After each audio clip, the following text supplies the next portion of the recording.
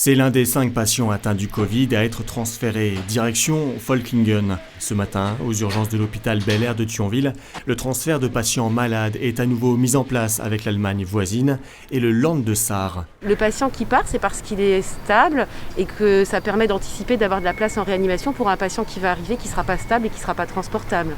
Anticiper tout risque de saturation, voilà la mission à l'heure actuelle pour le personnel du CHR Metz-Thionville. Car la deuxième vague arrive, les courbes des cas positifs sont exponentielles. Plus de 58 000 nouveaux cas le 4 novembre en France, dont près de 1000 en Moselle.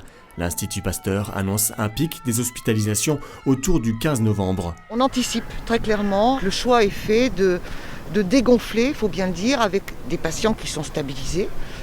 Et avec un partenariat avec la SAR, qui est maintenant un partenariat bien connu, travaillé depuis maintenant longtemps dans différents domaines, mais particulièrement avec la première vague.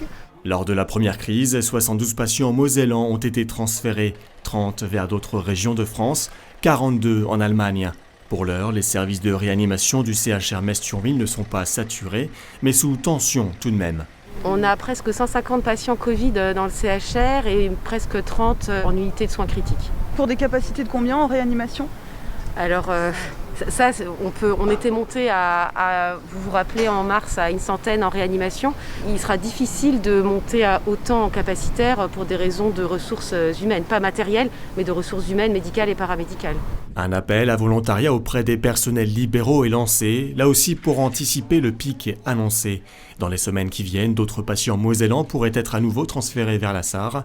Mais l'Allemagne est prudente. Si la situation est moins préoccupante outre-Rhin, le Land de Saar est bien obligé de limiter le nombre de transferts par précaution.